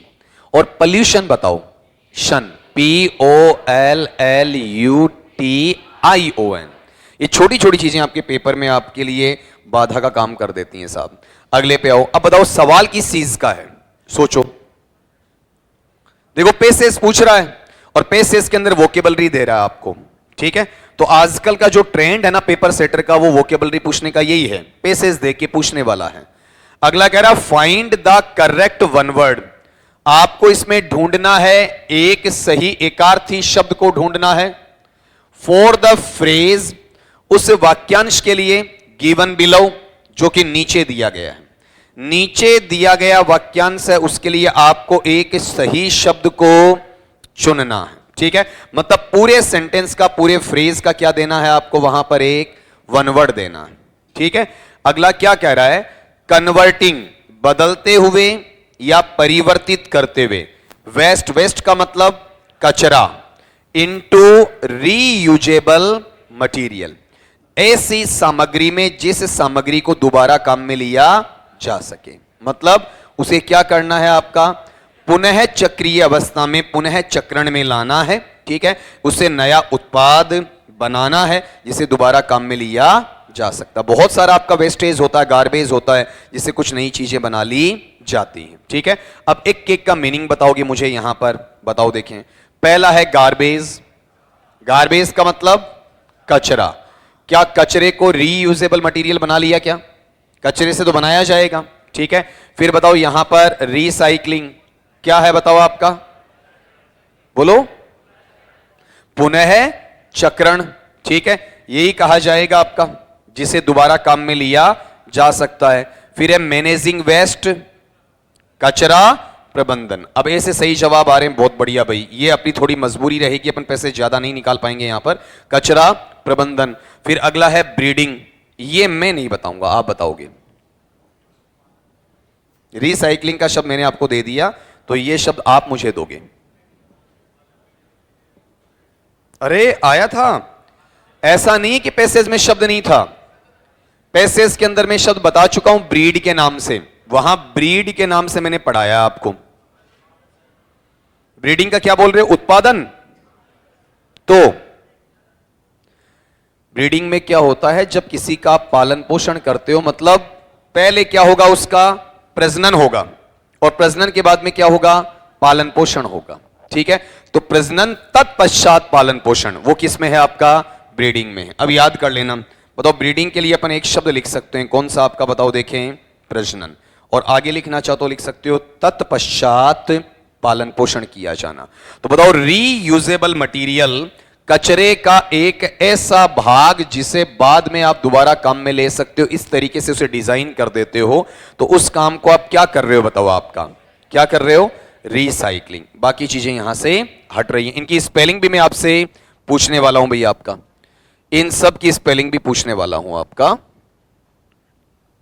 अब इसकी स्पेलिंग्स बता दो मुझे, बताओ अपने पास में गार्बेज की स्पेलिंग बोलो बिना देखे बिना। जी, देखो मत, GARBAGE। मटीरियल की स्पेलिंग बताओ, MATERIAL। फिर मैनेजिंग वेस्ट दोनों बोलो, MANAGINGWASTE। ठीक है, फिर अगले पे आओ, आपका ब्रीडिंग की स्पेलिंग बताओ, BREEDING। और फिर रिसाइकलिंग की बता दो, RECYCLING। अब अर्थ भी बता दो, बताओ रीयूजेबल मटेरियल का मीनिंग क्या है, ऐसी सामग्री जिसे दोबारा काम में लिया जा सके। ठीक है, कन्वर्टिंग का मतलब क्या है? बदलते हुए, परिवर्तित करते हुए। फिर गार्बेज का मतलब क्या है? कचरा। फिर रिसाइकलिंग का मतलब पुनः चक्रण। फिर मैनेजिंग वेस्ट का कचरा प्रबंधन, और ब्रीडिंग का प्रजनन। एकदम आसानी से देखा इसे आपका। फिर अगली बात पे आ जाओ। ठीक है, ये फिर हाँ जी, अच्छा वो क्या, तो पिछले वाले क्वेश्चन कितने थे भाई? इनका एक सवाल है, देखो 1 2 3 4 5, 5 क्वेश्चन थे ना इस बार पीछे वाले में आपका। तो अब आप यहां पर ये बता दोगे 5 आउट ऑफ 5, 5 में से 5। तभी पूछा है मैंने कहा भाई क्या बात है? बोले सर ये तो पूछो कितनों का सही आया है। ठीक है, ये तब पूछवाया जाता है जब खुद का सही होता है, लेकिन पहले से प्रोग्रेस है। अब बैंक में अकाउंट होल्डर बढ़ गए हैं, अकेला खाता धारक नहीं है भाई। ठीक है, और भी खाता धारक एंट्री कर गए। चलो वापिस लग जाओ धार पे, जल्दी करो। अब वही एक स्लो मैनर के साथ में बताओगे इसे, आपका जल्दबाजी नहीं करनी इसमें। ये मैं बार बार कहता हूं कि पेसेज आप सोल्व करते हो तो कि इसमें किसी प्रकार की जल्दबाजी परीक्षा में भी मत करना भाई, वो चीज़ आपकी होनी नहीं चाहिए। लेकिन उससे पहले यहां पर देखो कि पेसेज अभी अधूरा है। ठीक है, यहां पर एक स्लाइड आपने पढ़ी है, इसमें फ़ॉन्ट थोड़े बड़े हैं ना, तो यहां थोड़ा सा इसको आप और देखो, इसमें थोड़ा सा और लो इसमें यहां पर, फिर अपन सवाल निकालेंगे इसके।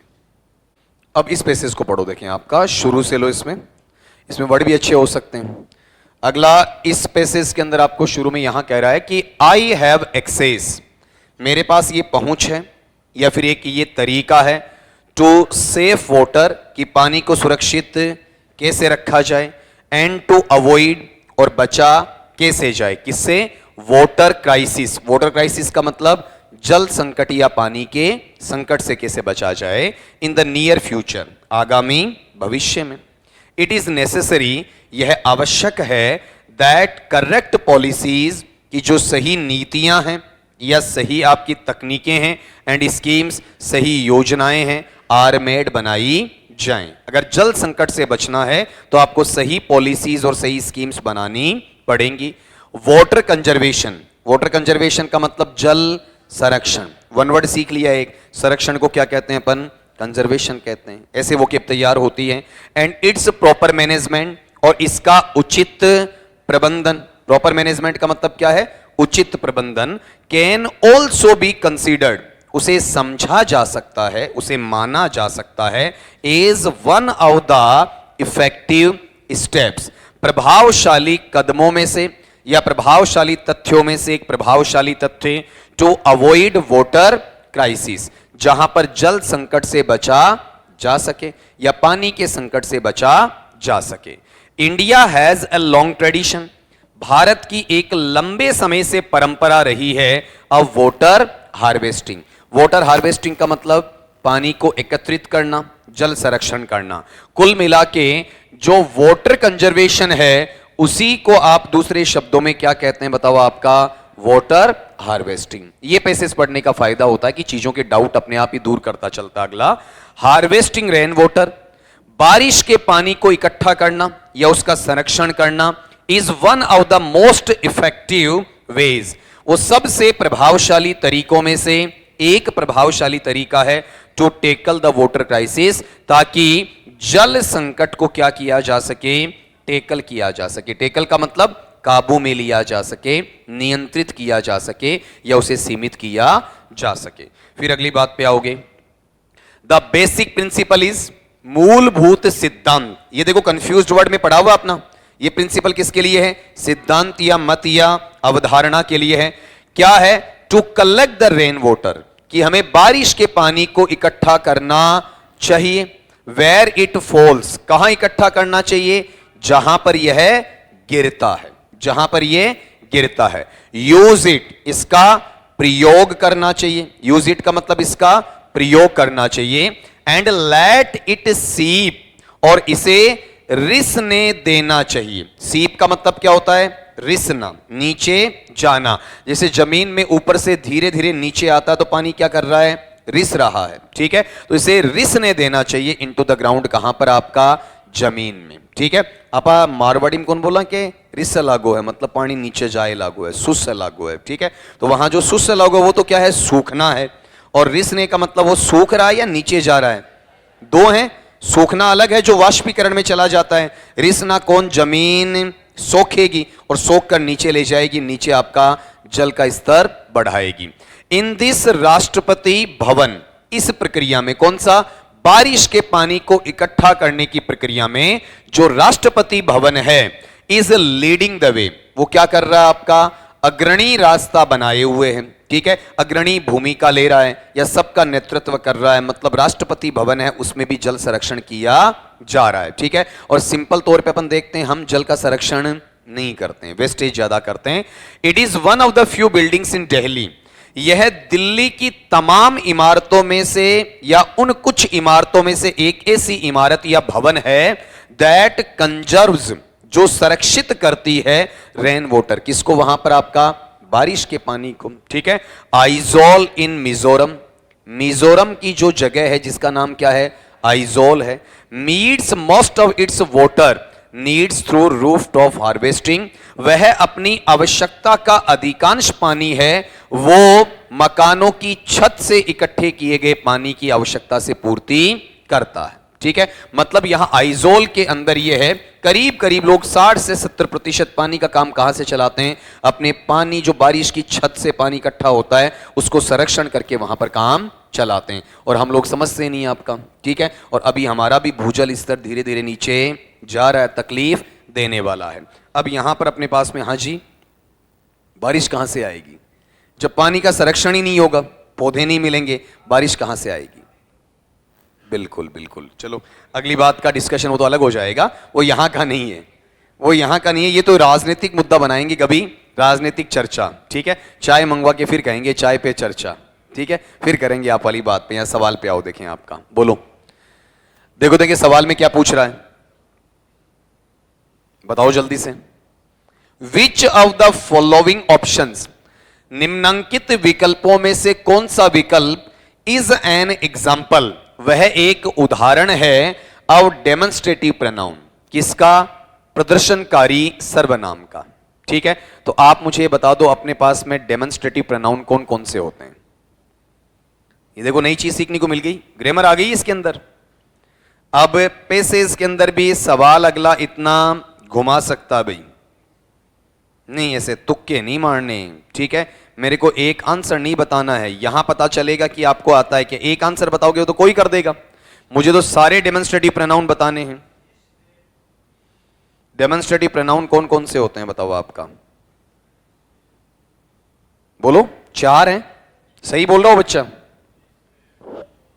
हाँ यही तो है ना, जिसको नहीं आ रहा है ना वो लिख लेना भाई, वो साइड में एक ऐसी हेडिंग डाल दो और उसमें ऐसा लिख दो आपका डेमोन्स्ट्रेटिव प्रोनाउन, और डेमोन्स्ट्रेटिव प्रोनाउन के नीचे ये 4 शब्द लिखो आपका। पहला लिखोगे आपका दिस, दिस का शाब्दिक अर्थ यह, ये आता है आपका नियरनेस, समीपता के लिए, और ये अपने आप में क्या होता है? सिंगुलर, एक वचन होता है। फिर दूसरा है अपने पास में दैट, और दैट का शाब्दिक अर्थ वह, ये यूज होता है आपका फॉरनेस के लिए, और ये भी यूज किसके लिए किया जाता है? आपका सिंगुलर के लिए। फिर अगला तीसरा है दीज, दीज का मतलब ये भी आता है आपका नियरनेस के लिए, समीपता के लिए आता है, लेकिन ये एक वचन नहीं होता है, ये बहुवचन होता है। फिर अगले पार्ट में अपन लेते हैं दाउज, और दाउज का मतलब होता है वो, और यहां पर ये आता है आपका फारनेस, मतलब दूरी के लिए, और ये भी अपने आप में कैसा है? प्लूरल है। अब यहां एक चीज कॉमनली आपको चेक करनी है कि ये दोनों सिंगुलर हैं आपके, और यहां पर ये दोनों क्या हैं? आपके प्लूरल हैं। ये नियरनेस के लिए काम आता है, ये भी नियरनेस के लिए काम आता है। मतलब दिस का जो बहुवचन है वो दीज बनेगा, यहां पर ये आपका फारनेस के लिए काम आता है, ये भी फारनेस के लिए काम आता है, मतलब दैट का बहुवचन आपका दोज बनेगा। ठीक है, ये चीज मैंने डिटरमिनर में भी सिखाई होगी आपको। ठीक है, अब अगला इसको बोले या यहां से सवाल पूछे कि डेमोन्स्ट्रेटिव प्रोनाउन क्या है, सीधा सीधा निकल आया। ठीक है, बताओ डेमोन्स्ट्रेटिव प्रोनाउन क्या है, इसमें आपका दिस है। बस ये इतनी जानकारी हमें जनरल ग्रामर की हमारे पास में होनी चाहिए, आपकी आराम से निकालोगे। एक बार रिपीट कर दो, ये चारों शब्द सीख लो। बताओ दिस का मतलब यह है, कैसा है, नियरनेस को बताने वाला, कैसा है, सिंगुलर है। दैट का मतलब वह है, किसको बताएगा, फारनेस को, कैसा है, सिंगुलर है। फिर दीज का मतलब ये, किसको बताएगा, नियरनेस को, ठीक है, कैसा है, प्लूरल है। दोज का मतलब वो, किसको बताएगा, फारनेस को, कैसा है, प्लूरल है।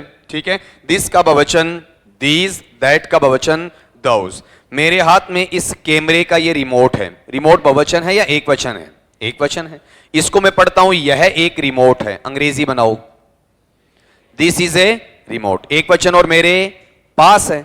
यही रिमोट इस गेट के बाहर होता तो मैं कहता वह एक रिमोट, अंग्रेजी क्या बनती, दैट इज ए रिमोट। ठीक है, ये 4 या 5 रिमोट्स मेरे पास होते बहुवचन में तो क्या बनता, ये रिमोट्स हैं, क्या हो जाता, दीज आर रिमोट्स। और वही दूर होते तो क्या हो जाता, दोज आर रिमोट्स। नॉर्मल सी बात है ना आपकी। ठीक है, लेकिन मुझे ये सिखाना था कि डेमोन्स्ट्रेटिव प्रोनाउन कौन कौन से होते हैं, बताओ कौन कौन से होते हैं, दिस, दैट, दीज और दोज। ठीक है, हर क्वेश्चन के अंदर से कुछ ना कुछ निकाला जा सकता है। पैसेज का मतलब ये नहीं कि क्वेश्चन लिख दिया और ये इसका आंसर बी हो गया, चलो जी आगे, कोई मतलब नहीं उस पैसेज को पढ़ने का आपका। अगले पार्ट में आओ, देखें आपका। अब देखो इसमें सवाल देखो कैसे घुमाया जा रहा है। पैसेज जो पहले आप पढ़ते थे ना लाइन मिलाने वाला, वो डर्रा बदल गया। अब वो पैसेज नहीं आते आजकल कि जहां से लाइन शुरू हो वहां से लिख दो, जहां फुल स्टॉप वहां तक उतार दो, वो चीज आपकी पूछी नहीं जाती है। ठीक है, बताओ यहां वाले पार्ट में बोलो क्या पूछ रहा है जी, सवाल पढ़ो। I have access to safe water, मेरे पास ऐसा उपागम है, ऐसी पद्धति, ऐसी विधि, ऐसी प्रक्रिया, ऐसा तरीका, ऐसी पहुंच है जिससे पानी को सुरक्षित रखा जा सकता है। द अंडरलाइंड वर्ब, ठीक है, मतलब जो रेखांकित क्रिया शब्द है, कौन सा, हैव। अगला खुद बता रहा है, हैव क्या है, एक वर्ब है। Have is an example of, have क्या है आपका वहां पर एक एग्जाम्पल है, मतलब उदाहरण है। ये तो बता दिया वर्ब है, लेकिन वर्ब किस टाइप की है, क्या फंक्शन कर रही है, ये जानकारी अपने को वहां पर देनी है। बताओ पहला ऑप्शन क्या लिखा हुआ है, ऑक्सिलियरी। ठीक है, तो आप लोगों को पता होना चाहिए ये ऑक्सिलियरी टर्म कहां से आया, इसकी थोड़ी जानकारी ले लो आप अपने पास में। यहां पर ये वर्ड मैं लिख रहा हूं, इसे बोल के बताओ सारे भाई बहन, बताओ क्या है, ऑक्सिलियरी। ठीक है, ऑक्सिलियरी को अपन दूसरे शब्दों में क्या कहते हैं, बताओ आपका हेल्पिंग वर्ब। और इसे ही तीसरे शब्दों में बताओ क्या कह देते हैं आपका वहां पर, एनामोलस फाइनाइट। ठीक है, ये सारे शब्द आपको पता होने चाहिए। बताओ देखिए तीनों नाम क्या क्या है, पहला नाम बोलो जरा, बोलना तो पड़ेगा भाई, कोई चारा ही नहीं है। बताओ क्या है, ऑक्सिलियरी, या फिर क्या कहेंगे इसे, हेल्पिंग वर्ब, या फिर क्या आ जाएगा, एनामोलस फाइनाइट आ जाएगा। ठीक है, अब ये जो ऑक्सिलियरी का पैटर्न है इसे आप कितने भागों में बांटते हो, आपका 2 में। कौन कौन से, पहला कौन सा है बताओ आपका, हां सही बोल रहा हो भाई, पहला कौन सा है, प्राइमरी, जिसे अपन दूसरे शब्दों में क्या कह सकते हैं बताओ, ऑर्डिनरी कह सकते हैं, कॉमन कह सकते हैं। दूसरे वाला बताओ क्या है आपका, सेकेंडरी। ठीक है, और सेकेंडरी को अपन दूसरे शब्दों में क्या कह सकते हैं, मॉडल। इसके लिए एक तीसरा शब्द और काम आता है जिसे अपन क्या नाम देते हैं आपका, डिफेक्टिव। ठीक है, यह भी याद रखना है, डिफेक्टिव इसी को बोला जाता है। अब ये जो प्राइमरी वाला सेंस आपके पास आता है, इसमें यहां से बेस वर्ब से बनेगा। एक तो अपन बी से बनाएंगे, बी से क्या क्या बना लेंगे इसमें, इज, एम, आर, वॉज, और क्या बनाएंगे बताओ आपका, वर। फिर दूसरा किससे बना लेंगे बताओ आपका, हैव से बना लेंगे। हैव से क्या क्या बनेगा बताओ, हैज, हैव और हैड। तीसरा अपन बनाएंगे बताओ किससे, डू से बना लेंगे। क्या क्या बनेगा, डू, डज, और क्या बन जाएगा, डिड बन जाएगा। ठीक है, ये अगर आप गिनते हो, इनकी काउंटिंग करो, ये तो यहां इनसे तो बना है, तो खाली काउंट अपन इनको करेंगे, इधर वालों को। ठीक है, बताओ देखें ये अपने पास में कितने हो जाएंगे आपके 1 2 3 4 5 6 7 8 9 10 11 5 + 3 + 3 = 11। ये प्राइमरी या ऑर्डिनरी ऑक्सिलियरी अपने पास में संख्या में 11 होती है। ठीक है, फिर अगले पार्ट में आ जाओ, बताओ कौन सा है, सेकेंडरी या मॉडल या डिफेक्टिव। ठीक है, तो यहां पर अगर अपन लेते हैं तो ये टर्मिनोलॉजी किस किस में जाएगी, बताओ, देखें जरा बोल के बताओ कौन कौन सा है, कैन या फिर क्या बताओ आपका कुड, या फिर क्या है आपका में, या फिर क्या है माइट, या फिर बताओ क्या है विल, या फिर बताओ क्या रहेगा आपका वुड, या फिर क्या रहेगा शैल, या फिर क्या रहेगा शुड। ठीक है, इसके अलावा मस्ट, और बताओ क्या है आपका ought to, और बताओ क्या है आपका used to, और बताओ क्या है इसमें need, not, और बताओ इसमें क्या है आपका dare not। ठीक है, अब यहां इनको गिनोगे 1 2 3 4 5 6 7 8 9 10 11 12 13 4 + 4 + 4 + 2 = 13। ठीक है, अब ये जो दोनों मिलेंगे आपके, तो इन दोनों को मिलाकर 11 + 13 = 24। 24 हो गए आपके। ठीक है, अब अगला यहां ऑक्सिलियरी की बात कर रहा है, तो ऑक्सिलियरी ये भी है और ऑक्सिलियरी वो भी है। ठीक है, यहां देखो क्या पूछ रहा है कि हैव क्या है, बताओ हैव ऑक्सिलियरी है या नहीं है, है, लेकिन आंसर नहीं बनेगा। ठीक है, ऑक्सिलियरी हैव अगर यहां होता है तो ऑक्सिलियरी का मतलब होता है आपका वहां पर हेल्पिंग वर्ब। ऑक्सिलियरी का मीनिंग क्या होता है, हेल्पिंग वर्ब होता है, और हेल्पिंग वर्ब के साथ में क्या आना चाहिए, मेन वर्ब आना चाहिए। अगर आप यहां पर हैव को हेल्पिंग वर्ब मानते हैं तो इसके साथ में क्या होना चाहिए था, वर्ब का थर्ड फॉर्म होना चाहिए था। बताओ ये हेल्पिंग वर्ब है या नहीं है, नहीं है। ठीक है, गौर करो चीजें कैसे हट रही हैं आपकी, ये बाहर हो गया आपका। ठीक है, फिर नीचे आओ आपका, ये कह रहा वर्ब इन प्रेजेंट परफेक्ट। तो आप ये बताओ प्रेजेंट परफेक्ट में जब आप लगाते हो तो प्रेजेंट परफेक्ट में क्या लगता है, हैज या फिर हैव, और प्लस में क्या आना चाहिए, वर्ब का थर्ड फॉर्म आना चाहिए। तो ये चीज क्या हो गई आपकी, बाहर हो गई। हैज या हैव के साथ में वर्ब का थर्ड फॉर्म, ये चीज वैसे बाहर हो गई। क्लियर, फिर अगला लो मॉडल ऑक्सिलियरी। मॉडल में तो हैव शब्द आता ही नहीं है, ये बाहर हो गया। अब आंसर ये बच गया। अब ये आंसर क्यों है वो सुनो, आपका हैव है वो सिंपल प्रेजेंट में कैसे है, तो हैव के पांचों फॉर्म आपको मैंने कंडीशनल में सिखा रखे हैं। फर्स्ट क्या है हैव, सेकंड बताओ क्या है हैड, थर्ड बताओ क्या है आपका हैड, फोर्थ बताओ यहां पर आईएनजी वाला क्या है आपका हैविंग, और फिफ्थ वाला बताओ क्या है आपका हैज।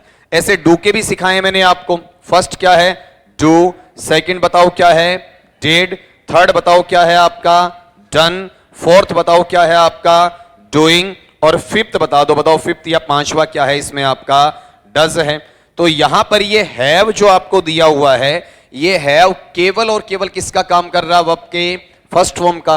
तो अकेला वर्ब का फर्स्ट फॉर्म या वर्ब का फर्स्ट फॉर्म प्लस एस कौन से टेंस में आता है, प्रेजेंट सिंपल में, जिसे प्रेजेंट इंडेफिनिट भी कहा जाता है और सिंपल प्रेजेंट भी कहा जाता है। बताओ आंसर कौन सा है आपका, वर्ब इन सिंपल प्रेजेंट। अपन जल्दबाजी में क्या करते हैं, या तो आंसर पहला कर देते हैं ऑक्सिलियरी वाला, या आंसर अपन चौथा कर देते हैं प्रेजेंट परफेक्ट वाला। हमारे याद वही रहता है। अगले ने थोड़ा सा सवाल घुमाकर पूछा है, सवाल आसान है, कोई ज्यादा लेवल नहीं है, खाली थोड़ा सा इनडायरेक्ट लैंग्वेज में आपसे पूछा हुआ है। ठीक है, तो ये जो चीज है आप सीखो ना, उससे पहले यहां पर इसको एक बार मेंशनिंग कर दो, जल्दी से कर दो। देखें फटाफट, वही 10-15 सेकंड लेके, कुछ का है कुछ का नहीं है, सबका नहीं किया हुआ, इसलिए वो टाइम देता हूं बीच में आपका। ये लिख लिया होगा सबने। इसके बाद वाली चीज पे यहां पर ये सॉल्यूशन अपने अगले क्वेश्चन का है। क्वेश्चन पढ़ो, देखें आपका क्वेश्चन क्या आ रहा है, विच ऑफ द फॉलोइंग, निम्नांकित में से ऐसा कौन सा है, has the 3 degrees of the adjective, जिसके विशेषण की तीनों डिग्रीज हैं इन द या इन देयर करेक्ट फॉर्म, अपने सही फॉर्म के अंदर। ठीक है, तो यहां पर यह सवाल आपका लाजमी सवाल बनता है। ठीक है, तो पहले तो ये बता दो कि अपने पास में डिग्रीज हैं, डिग्रीज बनाते हो ना आपका, जैसे small, smaller, smallest, tall, taller, tallest, important, more important, most important, ऐसा कुछ बनाते हो आपका, ठीक है। वैसे ही यहां पर अपने पास में ये दिया हुआ है, ठीक है। तो यहां पर सब की मुझे पता होनी चाहिए आपका भाई, जैसे पहला है, ठीक है। तो यहां पर बताओ, देखें अपने पास में पहला शब्द कौन सा है, बोलो आपका नियर है ना, ठीक है। तो यहां पर नियर की तीनों डिग्रीज क्या होती हैं, बताओ आपका, बोलो, बस वही तो है। अब आपको टाइम दिया है तो ये सोचने के लिए तो दिया है।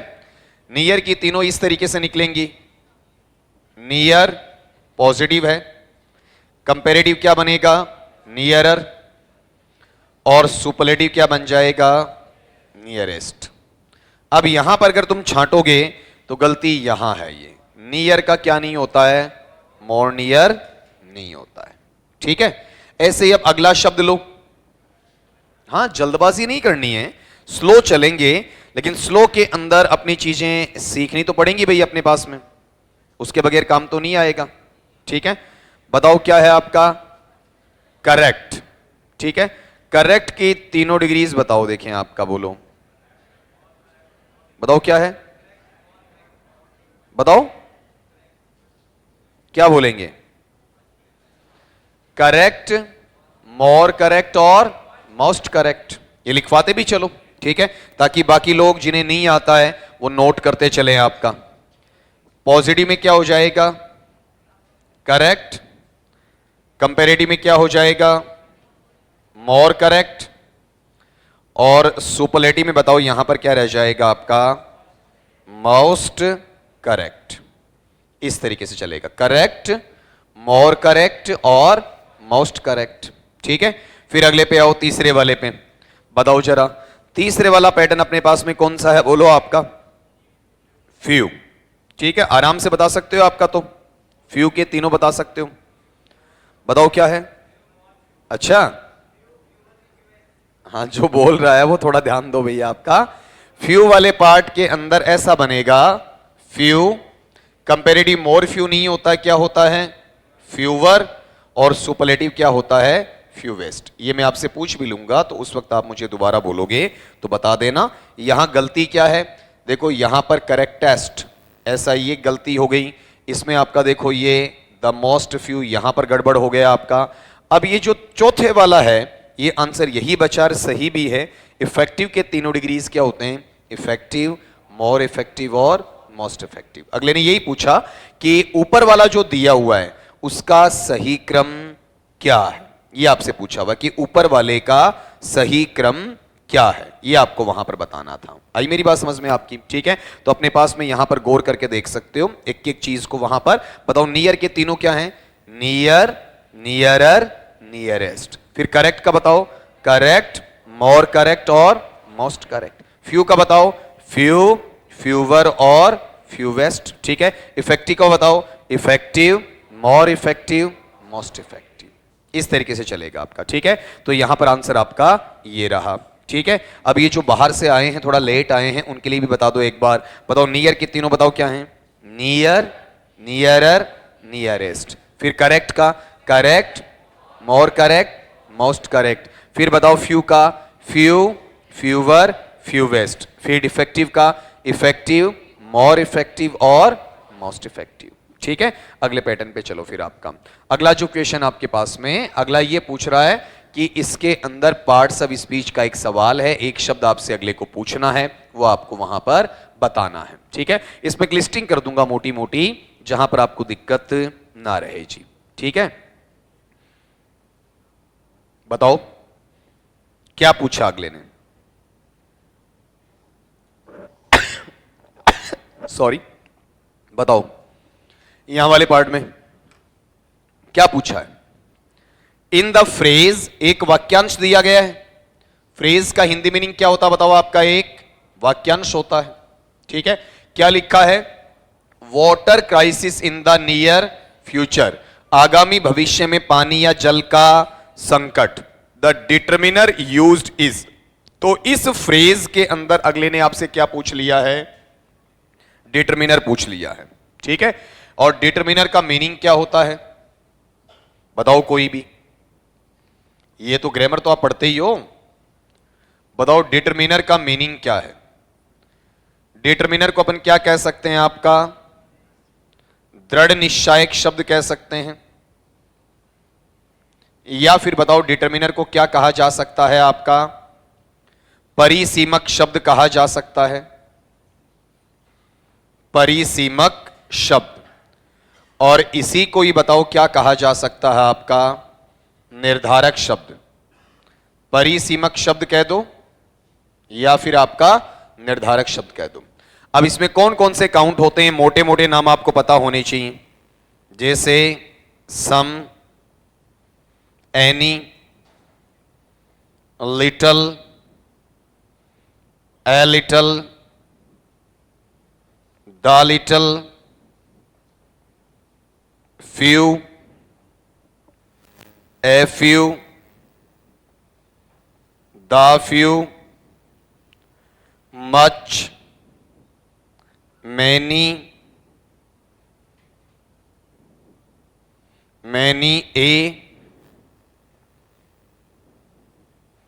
Many an, both, all, each, every, either, neither, none, this, that, these, those, several, various, a lot of, lots of, a, an और द। अगर इतना याद कर लोगे ये शब्द, तो आपसे अगर लाइन में डिटरमिनर पूछेगा तो आप गलत नहीं करोगे। ठीक है, अगला यही तो पूछ रहा है डिटरमिनर कौन सा है, तो बताओ इनमें से शब्द चुनो। बताओ कौन सा शब्द बोलो आपका? द शब्द है। ये इसका आंसर हो जाएगा। एकदम आसान सा है, लेकिन उसके लिए आपको याद करना पड़ेगा इन चीजों को कि ये मोटे मोटे इंपॉर्टेंट डिटरमिनर्स हैं जिनसे अगला हमसे परीक्षा में सवाल पूछ सकता है। तो एक बार रिपीट करो लिखने से पहले, आपका आराम से लिख लेना, मैं साइड में खड़ा हो जाऊंगा, आराम से उतारना। बताओ अपने पास में वर्ड क्या है? डिटरमिनर। हिंदी मीनिंग क्या है? दृढ़ निश्चायक शब्द या परिसीमक शब्द या निर्धारक शब्द। ठीक है, बताओ यहां पर मोटे मोटे जो शब्द हैं कौन कौन से बोलो? Some, any, little, a little, the little, few, a few, the few, much, many, many a, many an, both, all, each, every, either, neither, none, this, that, these, those, several, various, a lot of, lots of, a, and, the। हो गया आपका? ठीक है, तो यहां पर एक बार फटाफट नोट कर दो आपका। देखो एक क्वेश्चन के अंदर से क्या चीज निकल आई है आपकी। अभी जो आपने ये देखा है ये सारा का सारा किसके बारे में था? बताओ आपका कॉम्प्रीहेंशन के बारे में।